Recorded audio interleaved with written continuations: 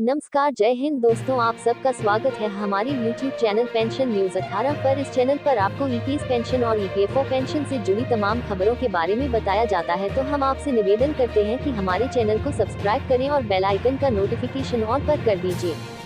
कर्मचारी पेंशन योजना, अधिकांश भावी पेंशन भोगियों को 2140 रुपए मिलेगी ईपीएस 95 न्यूनतम पेंशन। सकनाजी 4 आवर्स अगो, ईपीएफओ खाते में जमा एक महीने का वेतन 40 साल तक सरकार के पास रहेगा, जब तक वह रिटायर नहीं होता। कर्मचारी पेंशन योजना 1995, एम्प्लॉय पेंशन स्कीम 1995 के तहत जो पेंशन हाथ में आ रही है वह मायूसी का सबब है। 1000 रुपए में किस तरह परिवार चल रहा है, ये सोचने वाली बात है। केंद्रीय बजट में उम्मीद थी कि वित्त मंत्री निर्मला सीतारमण कुछ ऐसी घोषणाएं करेगी जिससे पेंशन भोगियों का चेहरा खिल उठेगा।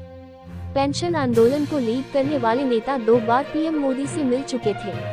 आश्वासन भी मिला था, लेकिन हुआ कुछ नहीं। कर्मचारी भविष्य निधि संगठन EPFO, employees provident fund organisation EPFO और मोदी सरकार को लेकर तरह तरह के कमेंट किए जा रहे हैं। ईपीएस 95 न्यूनतम पेंशन, एप्स 95 मिनिमम पेंशन पर पेंशनर्स रामकृष्ण पिल्लई ने पोस्ट किया कि ईपीएस 95 न्यूनतम पेंशन की मांग और राज्यसभा में सरकार का जवाब हैरान करने वाला है। पुराने कर्मचारियों के लिए आगे बजटीय सहायता के साथ न्यूनतम पेंशन में वृद्धि के लिए उत्तर नहीं दिया गया है। जहां पेंशन योग्य वेतन सीमा 6500 थी, अधिकांश भावी पेंशन भोगियों पेंशनर्स को 2140 रुपए प्रति माह की न्यूनतम पेंशन मिलेगी।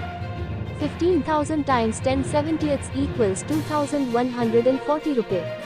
इसका मतलब है कि 2000 रुपए की न्यूनतम पेंशन देने के लिए अतिरिक्त बजटीय सहायता केवल पिछले सेवानिवृत्त लोगों तक ही सीमित होगी। विशेष रूप से जो 31 अगस्त 2014 तक सेवानिवृत्त हुए हैं, जहां पेंशन योग्य वेतन सीमा 6500 या उससे कम थी। मामले को सरकार को ठीक से समझाया जाना चाहिए।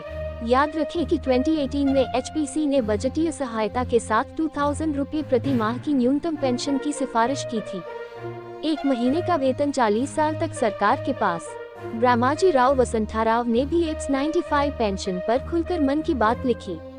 इनका कहना है कि फुर्सत के कर्मचारी कहीं भी लोकप्रिय नहीं है।